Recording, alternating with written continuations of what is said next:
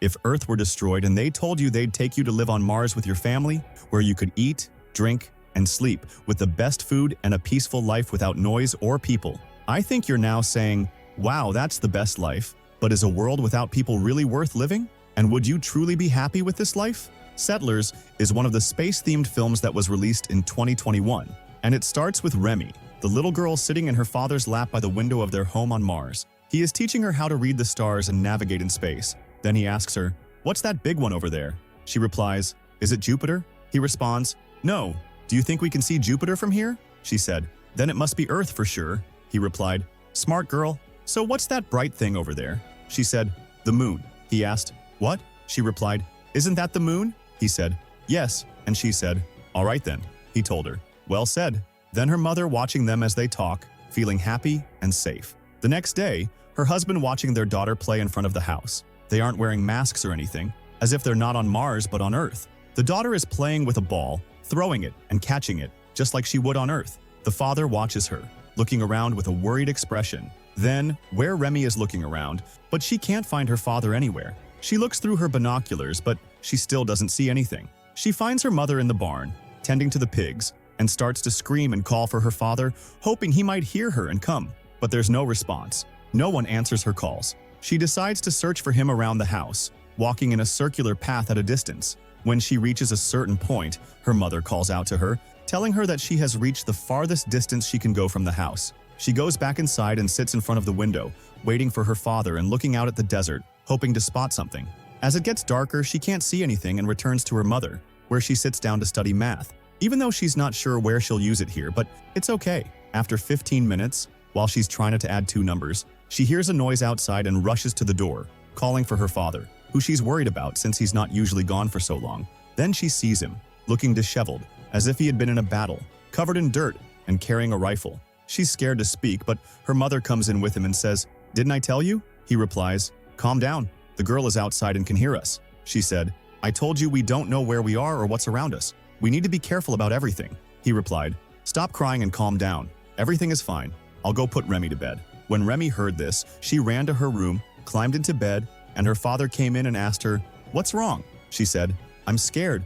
There are strange people around us here." He reassured her, "Don't be afraid. There's no one strange nearby. Now go to sleep." He adds, "Will you go behind me as soon as I leave?" She replied, "I don't know yet." He told her, "Stay here." He then adds, "If you follow me, I'll beat you." She responded, "If you do that, I'll stay with you." He said, "Your mother and I will hold you down and put you in the storage room."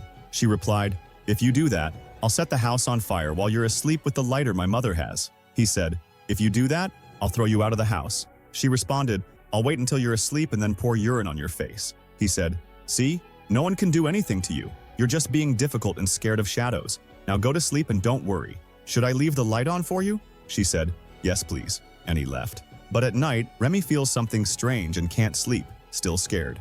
She decides to go to their room, and as soon as she calls for her father, both of them wake up. They sit outside together with a guitar, and she sings them a new song she just learned. After she finishes, she asks her mother to sing for them. We learn that her mother is skilled with the guitar and starts singing for them. Remy sits in her father's lap, listening to the song, feeling better after waking up the whole house because of her fear. She then asks her mother, "Have you ever seen a whale?" Her mother replies no. She asks her father, "How about you?" He also says no. She then asks, "Have you seen an elephant?" He says no, and she wonders, "So what have you seen being so old?" He answers, "I've seen dogs, but dogs today are very different from the dogs of the past." He continues, "But overall, we're very lucky to be in this place." Remy asks, "Why's that?" He says, "Because one day it will be just like Earth." Her mother then puts her back in bed and says, "Please, let's get some rest now. Don't come to us again, okay? This is your room, not ours." They leave her to sleep, and as the day breaks, we find her still sleeping between them as if they stayed up all night with her to help her fall asleep. She wakes up, gets out from between them while they are still asleep, and goes to the large window in the living room. There she sees a message written in blood that says, "Leave." She screams and calls for her mother, who notices the message written in blood and starts to panic, calling out to her husband in terror. The husband comes out, cuts through the back, and looks at the message. He too is horrified. She says, "Didn't I tell you?" He responds, "Just shut up." They kept crying, while the father tried to calm them down, and their daughter didn't understand what was happening and kept asking, "What's going on?" But no one answered. Then, They spent literally 5 minutes in aimless silence, all standing by the doors and windows of the house, watching outside but staying away from the glass to avoid being seen or attacked through the doors or windows. The daughter kept standing next to each of them, hoping someone would reassure her and explain what was happening. Eventually, the father got frustrated and started shouting, "Come out already! Are you trying to scare us?" After a while, they became fed up, and the daughter sat quietly in a corner, remaining silent. We see the mother go to the father, who embraces her and says, "Don't be afraid. We agreed from the beginning that while we're here, what should we do?" He reassures her, "We need to stay calm and quiet, and everything will pass, God willing." The daughter takes advantage of this moment of calm and opens the door, cautiously looking outside but seeing nothing. She then goes outside towards the pig farm. It's revealed that they had stolen a pig from the farm, and the blood used for the message was from that pig. She took a bottle of milk for the piglet, since it hadn't had any today. Meanwhile, the mother noticed that her daughter was missing. She had been outside earlier, but wasn't around now. She starts calling out loudly from the door. Remy then notices people moving inside the farm and coming outside toward her, so she starts running quickly back to the house. They chase after her, and at the same time her mother is running toward her as well. The father turns around, exits through the back door and shoots one of the pursuers before they can catch the girl. Afterward, the father shoots at another pursuer but misses. The mother reaches the daughter, thankfully, and manages to hit the person chasing her. She then grabs a knife and attacks him. Then the father runs toward them, telling them to quickly get inside. They rush inside with the daughter, and he follows them in. They still hear gunfire outside. The father asks, "Remy is with you? Are you safe?" She replies, "Yes." He then asks, "Keep an eye on the hill. Is there still someone there?" She says, "Yes, there's one person still there." He asks, "Is he standing by the sun?" She confirms, "Yes," and then the father turns, aims, and shoots at him. He then goes inside with his family and tells them, "Stay here. The one I shot in the end was injured but not dead." She said, "There are 6 of them. What are you going to do against them?" He replied, "No, there are only 3, but they're changing their voices. We've already killed 2 of them." He prepares his ammunition and leaves the house, telling her to watch out for herself and the daughter and to lock the back door. Afterward, the mother and daughter go outside to check the bodies to see if there's anything useful. Remy looks at the dead woman, memorizing her appearance, and then they return inside and keep watching through the window in case anyone appears. The mother then realizes that staying near the glass is dangerous and makes them easy targets. She decides to move into the daughter's room. We find out that she covered the room windows with blankets and kept trying to reassure her, but the daughter couldn't be comforted because the mother herself wasn't reassured. Then the daughter says she needs to use the bathroom. They exit cautiously and move carefully around the house since it's dark outside, and they can't see anything. Suddenly, they hear a noise outside.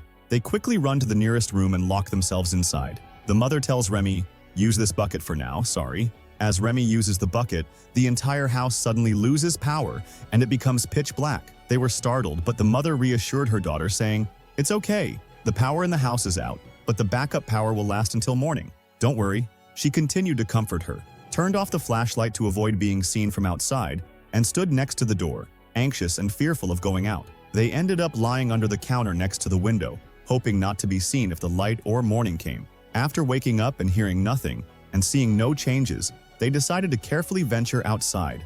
The mother carried the machete she had taken from the attackers the day before. She cautiously moved through the house, reached the living room, and looked out the window, finding nothing outside. She notices that the pig has broken free and left, which reassures her somewhat, as she now understands the source of the noise from the previous night. However, Remy then sees someone standing in front of her. He is armed, and she calls out to her mother, who is startled. She looks at his legs and sees he's injured and holding a rifle, realizing that her husband is no longer alive. The man says, "This place belongs to my parents. What did you do to them? Did they ask about me or tell you anything?" She said to him, "Look, I'm just trying to live in my own house. Why should I be forced out by you and you come in here and tell me it's your place?" He responded, "Forget about that. I don't care where my parents went or what they said.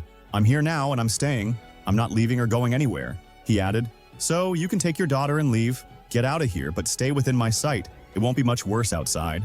Remy was on the verge of breaking down because of the situation. Her mother picked her up, and they ran out of house. Once they were a bit away, the man reminded them, "Don't forget, stay within my line of sight. Don't disappear from my view." The mother and daughter hide behind a storage shed near the house, trying to calm the daughter down.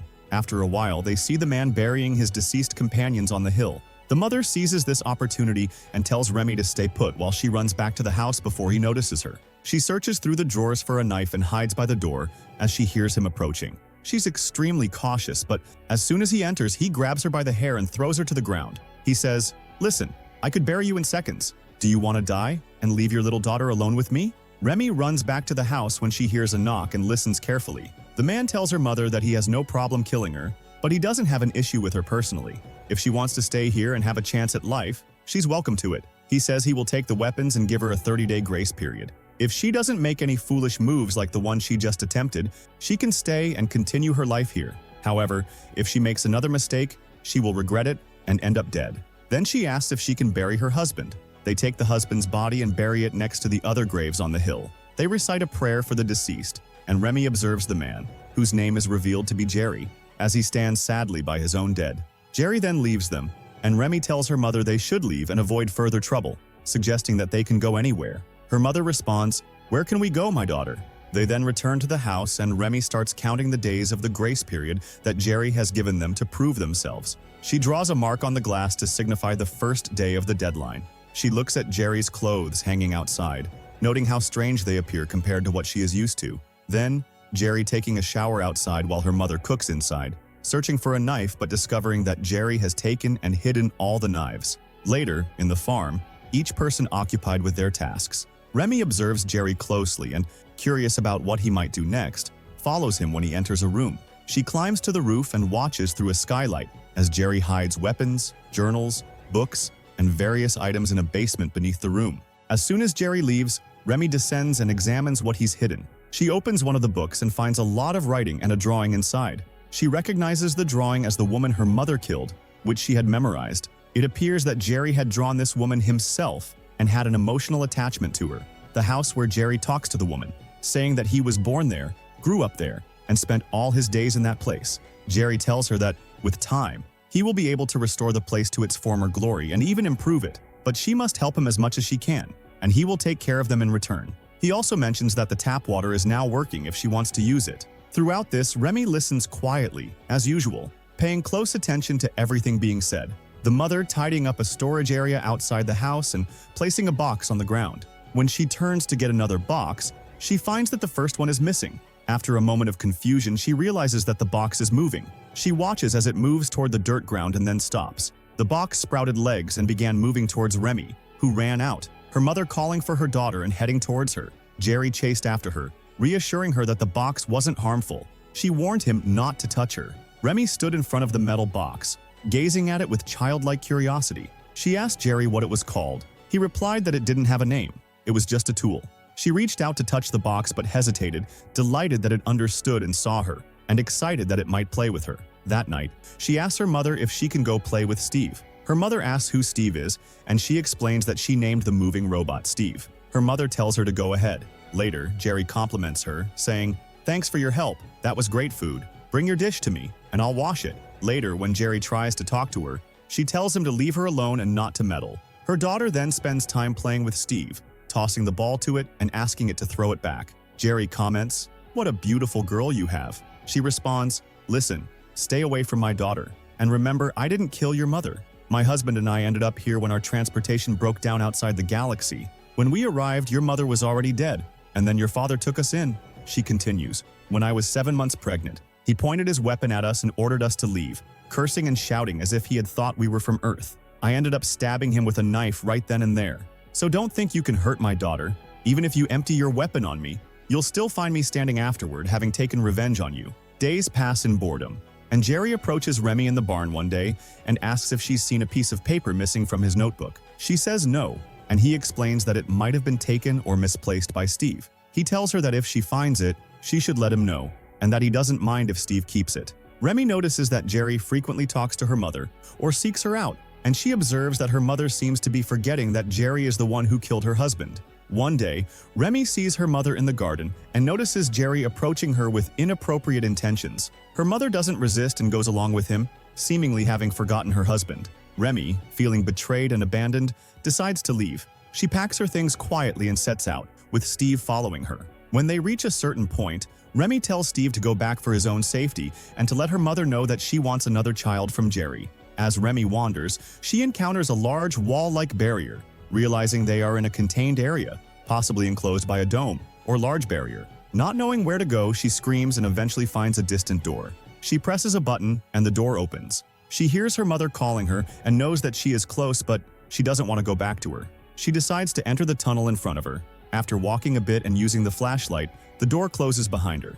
At the end of the tunnel, another door opens, and she soon finds herself unable to move again until she faints and falls, with her belongings scattered on the ground. Someone took her and left. When she wakes up, she realizes that she is back in her home. Unfortunately, they brought her back. She goes outside, looks around, and sees Jerry outside asking her, "What did you want to know out there?" He continues, "There's nothing. It's all bricks and sand, but there's no life. There used to be, but after the war, there's nothing left. Be grateful and stay here, because we are lucky to have this place." Then, she goes inside and doesn't talk, play like before, or even tolerate them. Even when it comes to food, Jerry says it's good, and her mother doesn't silence him. She feels that her mother is now happy with Jerry in the house. Later, she goes to sleep and continues counting the days of the deadline. She sees Jerry burning all the masks in the place and realizes that these masks are what she needs to pass through the tunnel because, due to the change in the climate, she can't breathe. The place they are in is an environment designed for life, and it's indeed an achievement that it exists on Mars and that people have lived there for this long. Then, her mother tries to talk to her and make amends, but Remy doesn't care about her at all. The next day, they're heading out to the sound of Jerry playing the guitar. He asks them if they want to come teach him how to play. The mother sits down, takes the guitar, and sings the song that Remy and her father used to sing together. Remy stands in front of her, disbelieving and tearing up because of her father's betrayal happening before her eyes, and she runs outside immediately. She goes into the farm's storage room and cries alone while her mother knocks and says, "Open up, for heaven's sake, I love you." Remy replies, "I don't love you, I hate you. Stay away from me." Later, the woman goes back to Jerry and tells him, "Sorry, she's just getting used to the situation, but she's not used to you yet." Jerry responds, "I'm not gonna live in this mess, we're in a mess," and he brings a gun and gives them to her. He says, "Take this and do whatever you need to do to feel better." She didn't understand whether he wanted her to kill herself, her daughter, or him. Jerry goes outside, and her mother stands behind him, trying to shoot him with a gun that turns out to be empty. Then, she learns that he set a trap to test her loyalty. She quickly goes inside to get a knife and kill him, but he realizes what she's about to do and runs after her. Remy stays outside, not knowing what to do. After a few seconds, she sees him come out with blood all over his neck and face. She realizes that he has killed her mother and starts crying, trying to escape from him, but he doesn't let her go and says, "Don't be afraid. I swear I won't do anything to harm you. She tried to kill me, and I was just defending myself." Then he tells her not to go inside now so she doesn't see her mother's body. He goes back inside to clean up. They buried her mother and then went out together to read the opening prayer for her. Afterwards, Remy went to play with Steve and the pigs, as they are the only ones who keep her company after her family. Time passes, and we see that she has grown up, but Jerry doesn't seem to have aged. Later, he is with her as they choose a pig to kill. He gives her a gun to shoot the pig, and she fires it, and it actually contains bullets. She is surprised that he provided her with a real gun. Then, the place with poultry and insects, and it means that Jerry has indeed revived the place. He tells her that he's going to the valley for a while, and after he leaves, she finds him with a rifle. He tells her, "What's this? Is that you? Did you miss me?" Then he tells her that he brought her a towel to use, and that the water might look muddy, but it's good. He leaves her and goes out, changes his clothes, and walks away. She follows him, and after a while, she goes out, gets dressed, and walks over to sit next to him. He gives her a drink and says, "You're grown up now and you can drink if you want." Later, when they get home, they sit together, and he tells her, "I brought you a gift." He gives her a drawing of her mother and says he had drawn it a long time ago. He tells her that if her mother were alive, she would be very proud of her. Remy cried over her mother while Jerry hugged her and tried to kiss her. She escaped from him after the surprise and went into the room. After a while, she found that he had passed by, leaving the drawing on the door of the room, and then he left. The next day, in the workshop after finding a mask that she repaired and checked to make sure it was working. At lunch, he asked her if she had thought about what he mentioned. She replied, "Didn't I tell you to stop with the nonsense you're talking about? I'm not going to be your wife or have a child with you." He responded, "Are we going to live alone in this desert then?" She told him, "Listen, stay away from me and stop the nonsense," and walked away, leaving him behind. After a while, she returned to find him sitting on her bed with the mask in his hand, saying he was going to burn it. He told her, "You think you can just leave and abandon me? I'm staying for you, and you're staying for me. Neither of us can leave the other." She ran after him, argued with him, and tried to pull the mask away from him. During the struggle, she fell and hit a piece of metal on the ground. He was startled, thinking she might be dead, but fortunately, she wasn't dead. After a while, she regaining consciousness with him beside her in the room, checking on her. Then she woke up and asked him, "What's going on? Why are you tying me up like this?" He told her, "It's nothing. I just tied you up so we can talk without violence." She became anxious, had a seizure, and continued to scream, telling him to stay away and not come near her because she didn't want him. He then placed the gun against her head, and she calmed down, saying, "Well, I'll be quiet," he told her. "If you're feeling upset, close your eyes and everything will be fine. Don't be afraid." She closed her eyes, still crying, and then Steve appeared at the door. Both she and Jerry looked surprised. Steve took out a small part of the gun and shot Jerry in the neck, causing him to bleed profusely. At this point, Jerry got up and shot Steve. Then he went outside, and Remy quickly got up, tried to free herself, and managed to do so after many tries. She went outside with the rifle and Jerry was lying in his blood. He said, "I'm sorry, here's the gun. I don't want any harm. I just want us to be good together." But she told him, "That's difficult, unfortunately." She then shot him with the rifle, buried him, and lived alone, taking care of Steve, repairing him, and performing maintenance. She eats, drinks, sleeps, and thinks about what she would do next. She decided to leave, collected everything that would help her escape, and said goodbye to Steve, telling him that the place was now his and he could do whatever he wanted with it. She then went to the tunnel with her mask, exited on the other side, and found it exactly as Jerry had described, just rocks and sand. Nevertheless, she decided to try her luck rather than spend the rest of her life alone in the place with the corpses reminding her of